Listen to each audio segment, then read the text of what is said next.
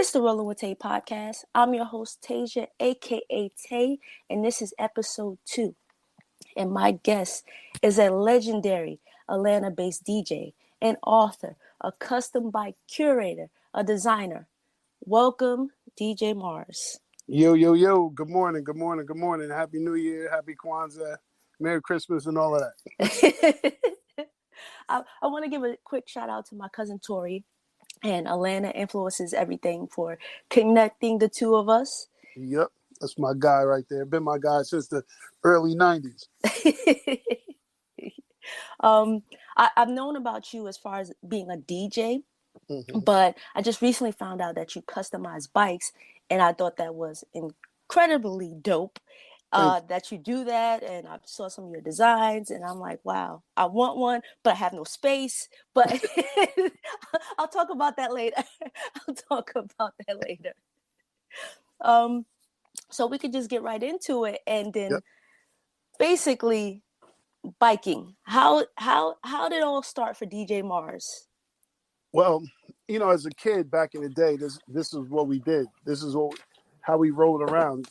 Bikes were our Mercedes Benzes and whatnot. So I just, as a kid, BMX bikes were our thing. Mm-hmm. So we rode BMX bikes. By the time we got to high school, we were into cars. Girls weren't. So we kind of left bikes alone because, that wasn't attractive to to the ladies and whatnot. So then I got into it again.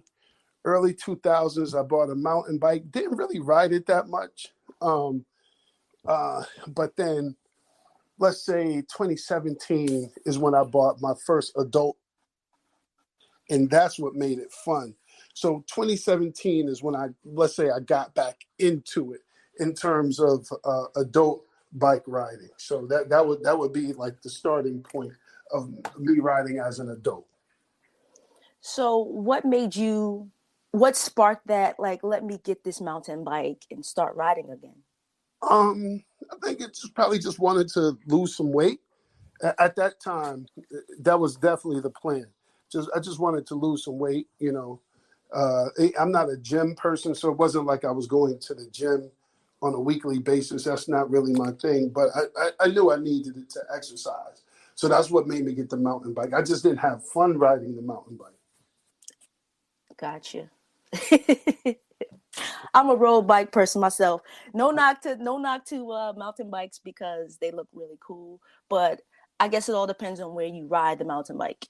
Yeah, and where you ride and what kind of riding you're trying to do. So for me, in my mind, riding reminded me of the activity I was doing as a kid, and that activity as an adult, it just wasn't as fun for me at the time. Riding a mountain bike, I think I just saw BMX bikes as more fun per se. Mm-hmm. So that's why I went after it on the BMX side of things. All right, got you.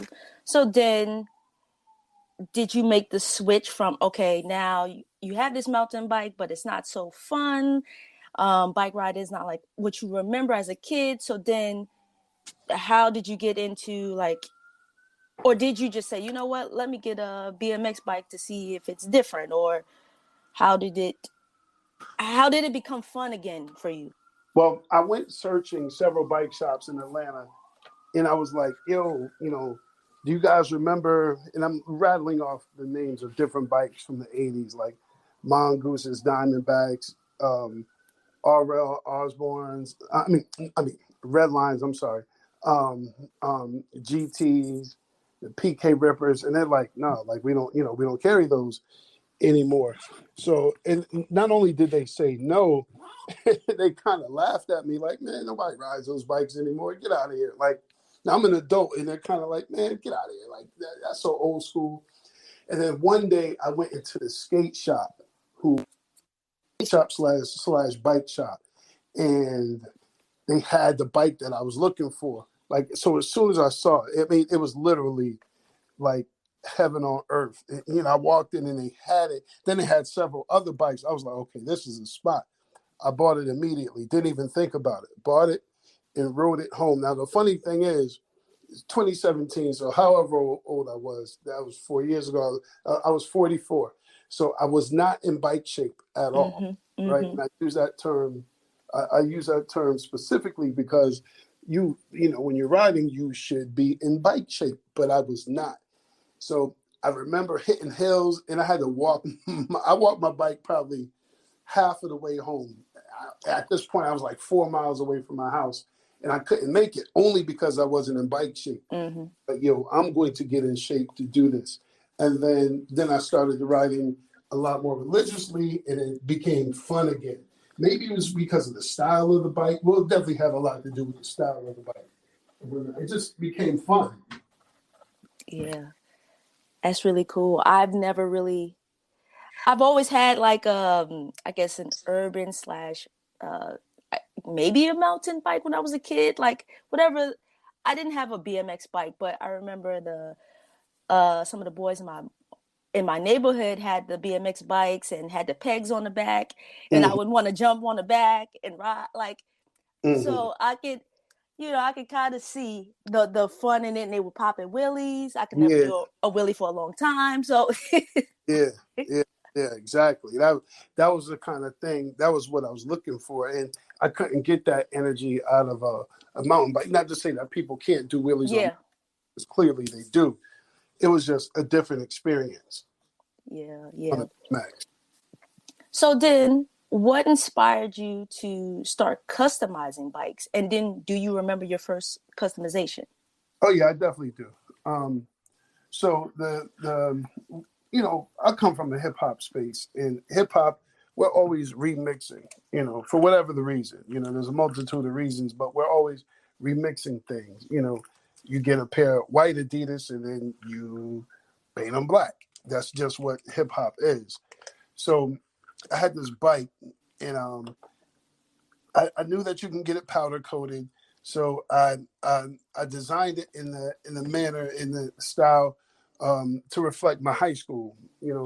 I grew up in Springfield, Mass, and my high school was Springfield Central High School, the Golden Eagles. So Mm-hmm. I painted the bike to reflect that energy, and that was my very first one. Nice. So, so then, all right. So as far as you customizing bikes, now what made you want to take it a step further and then start customizing bikes for other folks?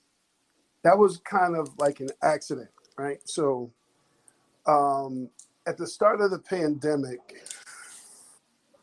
I'm trying to remember. We've been in it, what, 1 to 2 years? Yeah. I know, right? Like, we don't even remember how long we've been in the house.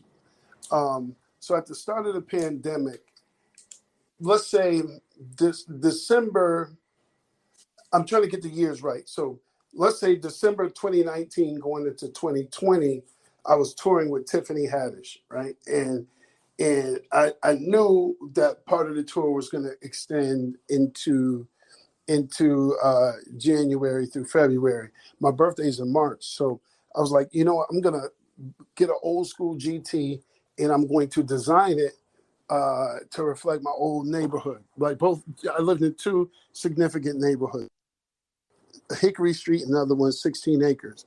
So one of them was to reflect Hickory Street, and the other one was to reflect 16 Acres. So I designed the bike, and then I said, once the pandemic hit, and they said, yo, basically, remember, they was like, or at least this is how I took it. Don't go outside. If you go outside, you breathe the air from someone else, you're going to die. So I remember I was like, damn, man, I can't ride my bike outside. So I posted one of them. And then I was just posting a bike to say, hey, this is the bike that I did. And this kid, Jason from London, from the UK, saw it. And he was like, yo, is that for sale? And I was like, I wasn't thinking about selling it. But so he was like, yo, if it's for sale, I'll buy it. And then at that time, my business mind popped up, and I was like, this bike will be more valuable to me sold than it Mm-hmm. will be sitting in my closet, because I'm not going outside right now. The Mm-hmm. total antithesis to what my business ended up growing towards. So I sold Jason the bike, gave him a number. He agreed, shipped him the bike. He got the bike, and then remember I told you I had another one, so I posted that one as well. And then the client for that, he's actually I saw him the other day. He saw that bike and was like, "Yo, is it for sale? If so, I want it." So the two clients, one was an international based client, the second one was based here in Atlanta. Where it was accidents. Like I didn't design those bikes because they were very specific to me. One was based on, both of them was based on old neighborhoods that I lived in. Um, and they saw it, liked it, and purchased it, and that's exactly how it started. That's dope. That's how it started. That's dope. Okay, so can you walk me through the customization process? So, for example, can I bring a bike into you for you to customize, or do you only customize certain brands or styles of bikes that No, you provide? as long as the bike, as long as you have the bike, you bring it to me, and I will make it happen for you. Like if you say, "Yo, this is my old," what do you ride now? What do you currently ride? I ride a Live road bike. Yep. So let's say if you say, "Hey man, this is my Live road bike. I had it for X amount of years. I want to upgrade the color." So what we'll do is we'll sit down and decide on the color scheme, color palette, and then we will go from there. Like I will literally, whatever it is that you have in your brain, as long as it's doable, we could do it with the bike. Oh shucks. Yep. Oh, you shouldn't have told me that. I mean, do it as long as it's doable. Oh shucks. All right. Oh, that's okay. Yeah. That's dope. Yeah, because I've only seen like the BMX style bikes, but knowing that you can do any bike. Yeah. Um, Road. I've done road bikes. I've done gravel bikes for people. Me and my team, like we get busy. all right, that's dope. So how long from start to finish? So if I came to you, on a Monday, how quick is the turnaround for the customization? It really is based on what you want to get done. Hmm. You may just want to get new tires. You may want to get the bike re-stickered. You may want to get it powder coated. So it really just depends on what you want to get done with the bike. All right, that's cool. What do you enjoy most about riding? Uh, it's just a feeling that you're a kid all over again. Like really, bike riding is just a freedom that you have. You know what I mean? Like as an adult, you say to yourself, I want to ride just to feel like a kid. So then you get on your bike and then you literally just ride out. Like when you're bike riding as a kid, it's you and your homeboys or your homegirls. And it's just that feeling, like you feel like a free bird just floating down the street. And it's that same energy when you're an adult. We ride in this area called the Silver Comet Trail. Hmm. We typically, when we ride that route, we ride about maybe 20, 30 miles. And you feel like a kid. You're just riding through the countryside of West Atlanta. It just feels great. So it's that feeling that takes you back to your childhood. Yeah, I agree. The freedom. Hmm. It's just you and your bike and the Yeah, road. yeah, and it's simple. It's literally it's simple. You feel the wind hitting you, the challenge of going up that hill, jumping off of a curb. Your friend has a nicer bike than you, so then you want to create something that's just as fresh. Like it's super simple. It's super Hmm. simple. Yeah. What do you enjoy most about being a custom bike curator? Um, just the ability to create for people, right? So designing bikes and whatnot is essentially just like DJing, right? So it's the same creative process I take from A and put it to B. It's really no different. I don't see it as any different. So it's like taking record one and mixing it with record B. Same thing with the colors on the bike, taking one color and mixing it with another to create this whole new thing. Like it's, like a party, a DJ at a party, he's taking all of these records, and the records are just like words, right? And then you put the words together to create this vibe and this energy. And it's the same thing with a bike. Yeah, I definitely can see that. Okay, so like Malcolm X, right? Malcolm X is a great, he was a great orator, a great speech giver, right? Mm-hmm. He was using the same words that we all have access to. He just put them together better, right? So I do the same thing with the bikes. Like I take colors that we all have and I just put it together in a different form to just make it a little bit more fun. Mm-hmm. Yeah, that's a good analogy. I like that.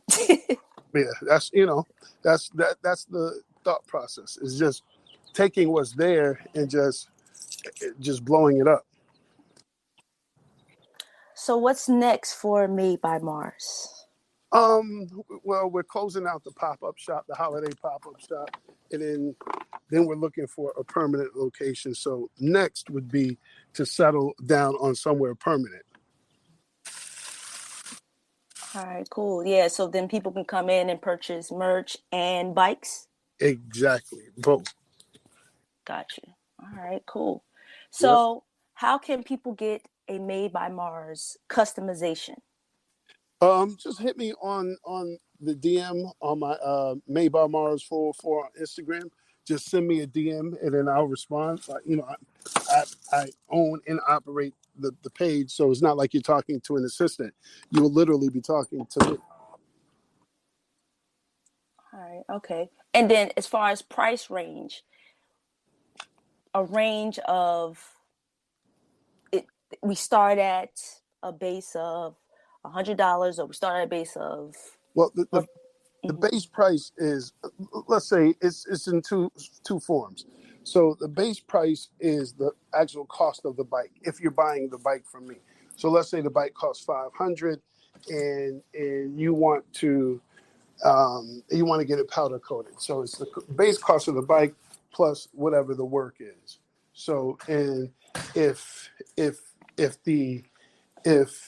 you already own the bike, then it's the cost of whatever it is you want to get done. So the point is it fluctuates. Okay, gotcha. All right, that's dope. Yep. Yeah, I'm definitely gonna bring my bike down there and see if I can get this thing customized. And that's what's up. Any last words before we wrap up? Nah, I mean, other than just, you want to get it done, you hit me, Made by Mars 404 on Instagram. Let's get creative, man. Let's just do some fun stuff. It's the best time to start is now, because high season is when everybody's riding, and then you're competing with other customers. So if people have an idea what they want to get done, hit me now. We can start the process now. Yeah. All right. You heard it here, people. Start now. Yeah, start now. Let's get it going. Before it gets too busy, and you're going to be mad at yourself. Yep. Exactly. You're going to be mad at yourself seeing all these dope bikes that Mars customized. You're like, damn, I should have started earlier. Exactly. So, yeah, I'm ready, man. Let's get 2022 going on. Let's get a lot of people on these bikes. Let's have a good time. That's right. That's what it is. I just want to thank you so much for being a guest on the Rolling with Tay podcast show. Mm-hmm. I'm your host, Tasia, a.k.a. Tay, and I will see you on the next one. Deuces. One more Rolling with Tay podcast? Well, follow on Instagram and Twitter at Rolling with Tay. Visit the blog rollingwithtay.wordpress.com for more content, and be sure to sign up for the monthly newsletter. And lastly, subscribe to the YouTube channel Rolling with Tay.